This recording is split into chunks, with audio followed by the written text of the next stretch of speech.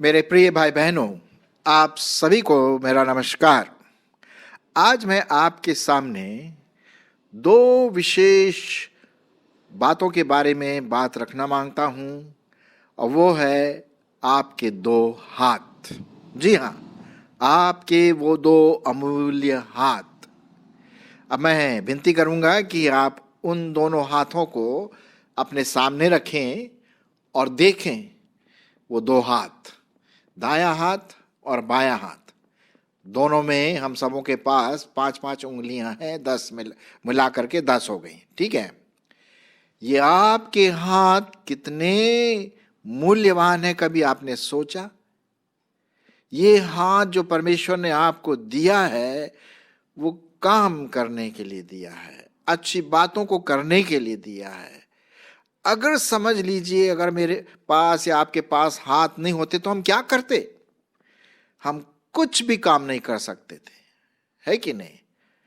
हाथ परमेश्वर के दिए हुए एक विशेष अंगों में से एक है, और इन हाथों के द्वारा हम बहुत सारी बातें परमेश्वर की महिमा के लिए कर सकते हैं, अपने लिए भी कर सकते हैं। अब लीजिए, खाना खाना है तो कैसे खाते हैं? हाथ से ही खाते हैं।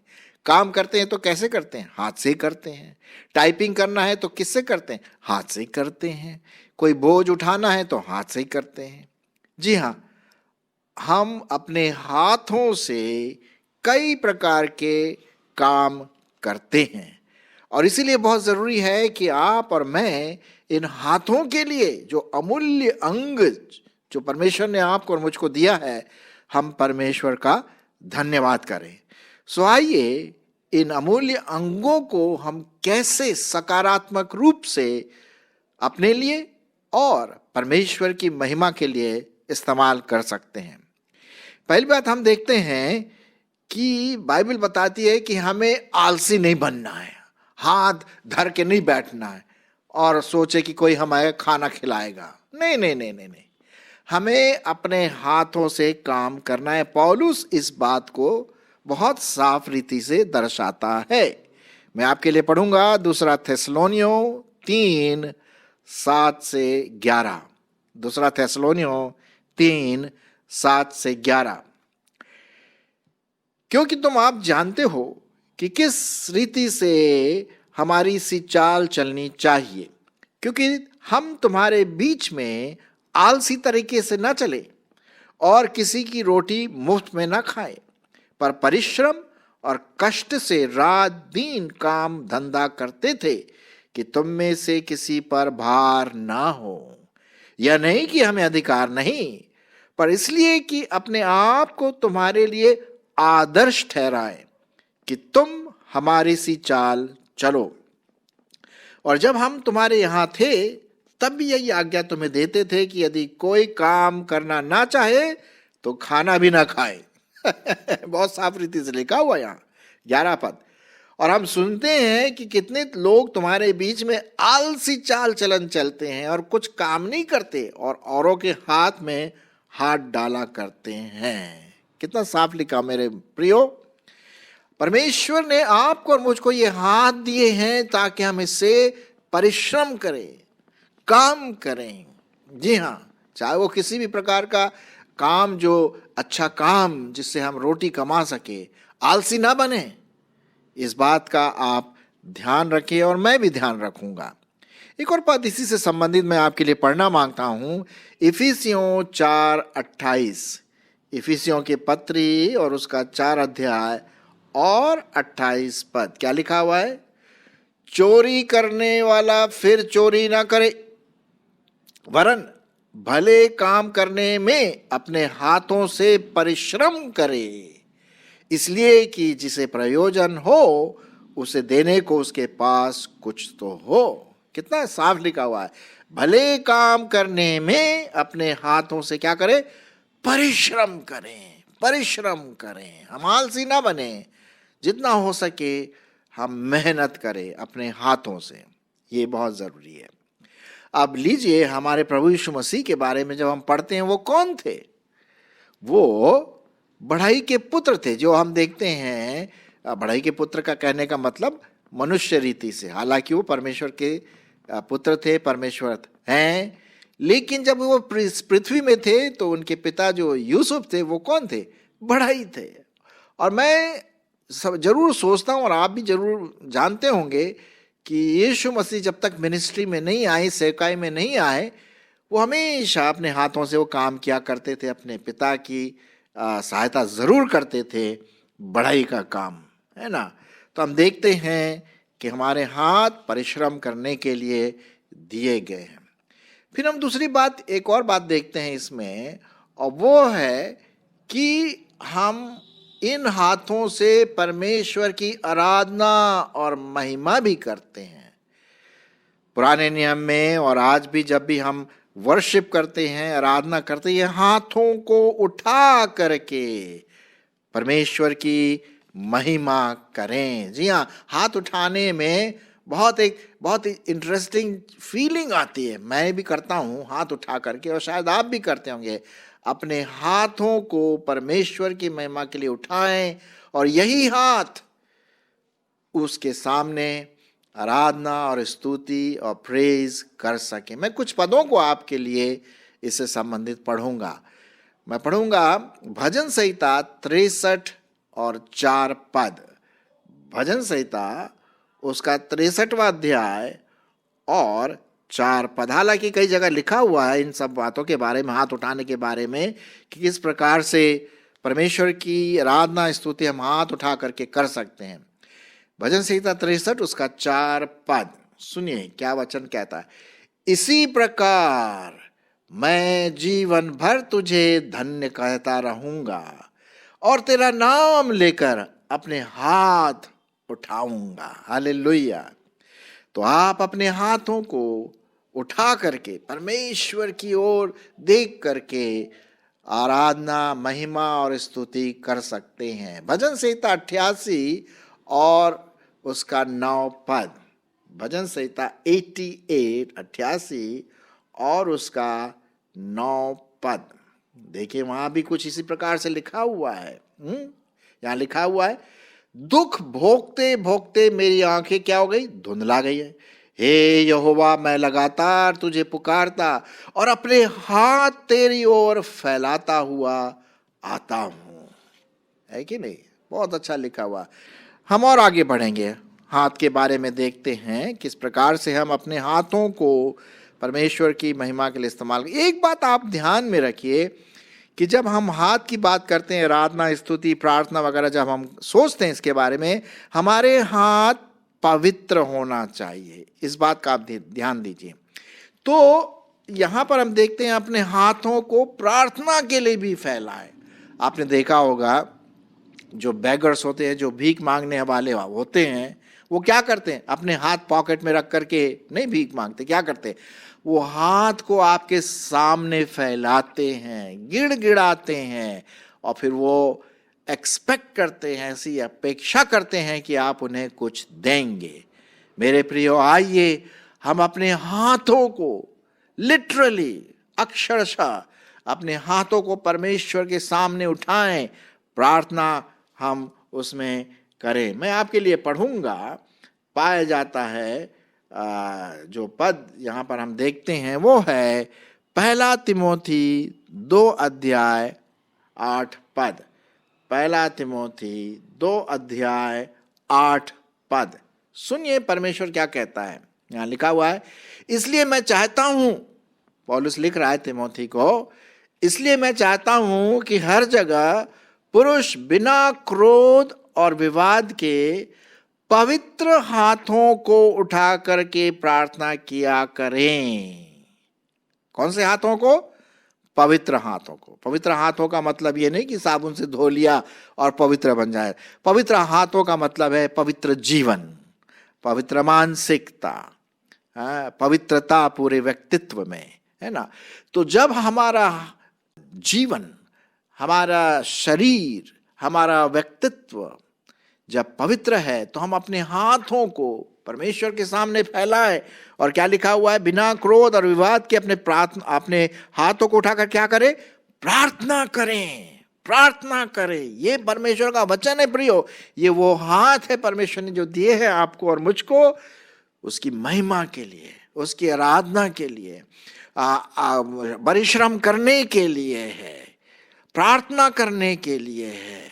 हम जरूर जो भीख मांगते हैं उनसे कुछ सीख ले सकते हैं। और वो सीख क्या है कि हम परमेश्वर के सामने अपने हाथों को फैलाएं, अपने दिल को फैलाएं। हाथों को फैलाना का मतलब है कि अपने पूरे व्यक्तित्व को उसके सामने रख देना। इसलिए मैं चाहता हूं कि हर जगह पुरुष बिना क्रोध के, बिना गुस्सा के, बिना क्रोध के और बिना विवाद के पवित्र हाथों को उठा करके प्रार्थना किया करे। सो मेरे प्रिय, हम देखते हैं कि हम अपने हाथों को इस प्रकार से क्या कर सकते हैं, परमेश्वर के सामने फैला सकते हैं। आगे और हम बढ़ेंगे हाथों के बारे में, और वो है हमारे हाथ देने वाले हाथ हों, लेने वाले नहीं, देने वाले।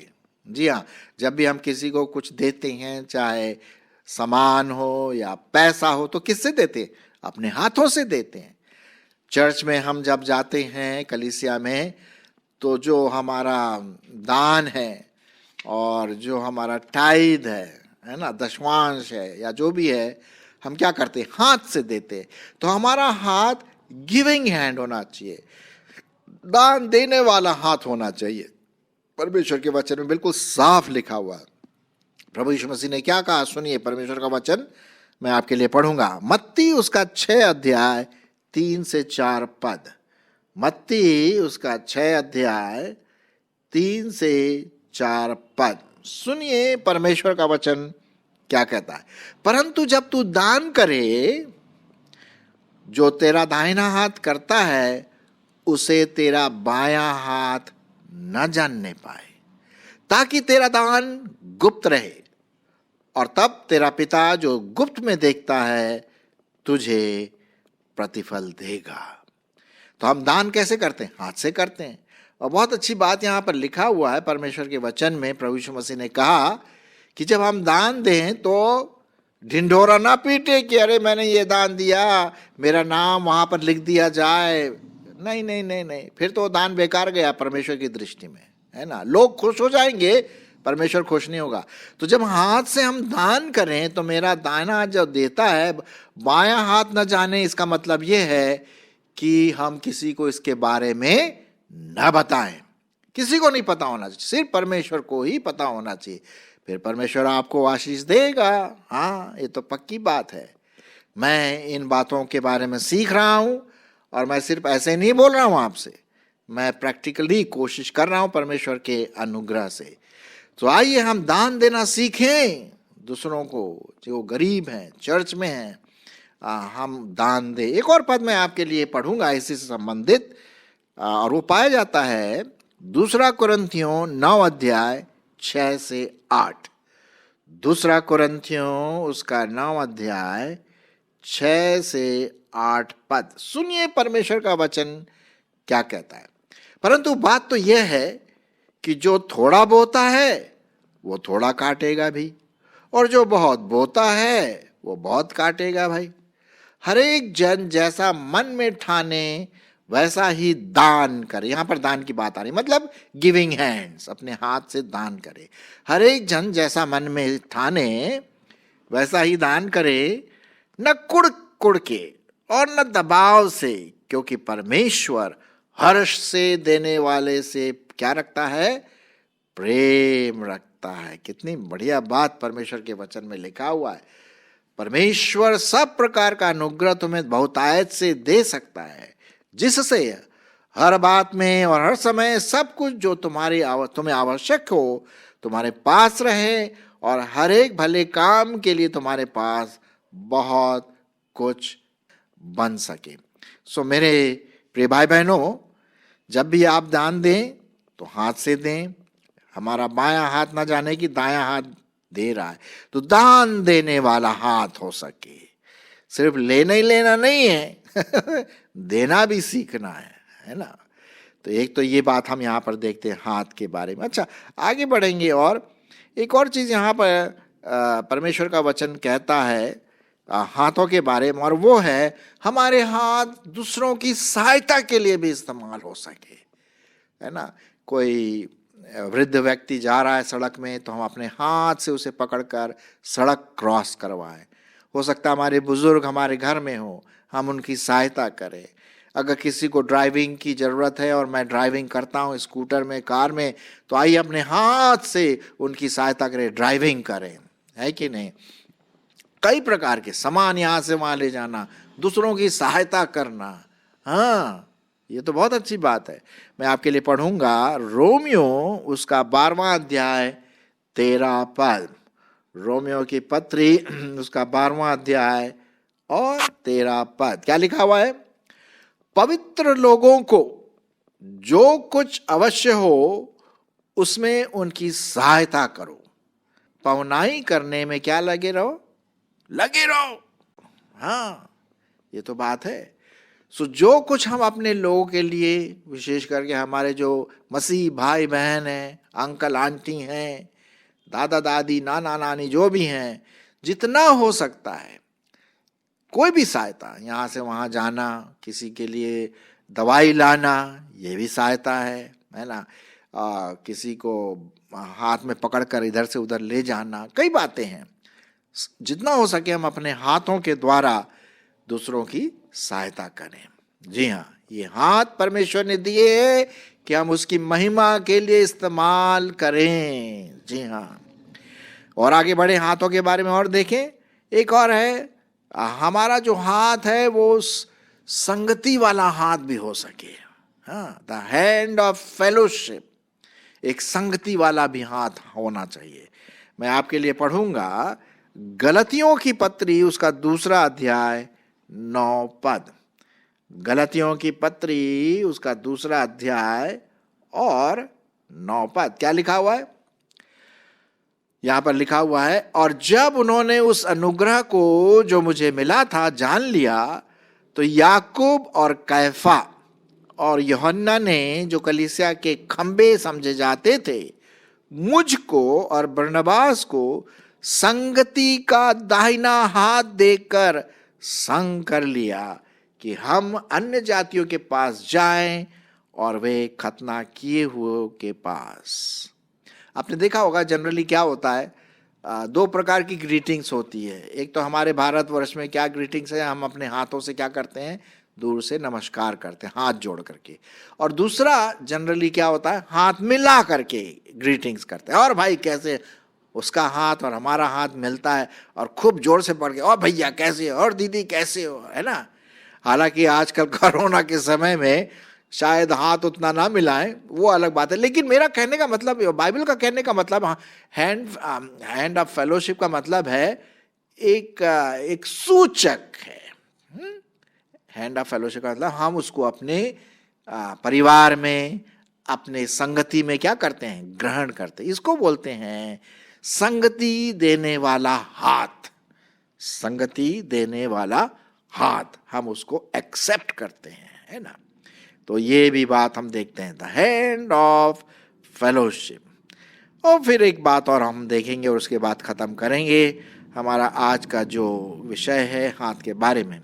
और वो है, जब भी हम प्रार्थना करें किसी के लिए, हो सकता है किसी लीडर के लिए, अगुवे के लिए, पास्टर के लिए, या कोई बीमार है उसके लिए, या ऐसी जनरल हम प्रार्थना करें, तो अपने हाथ को उस व्यक्ति के ऊपर रखें।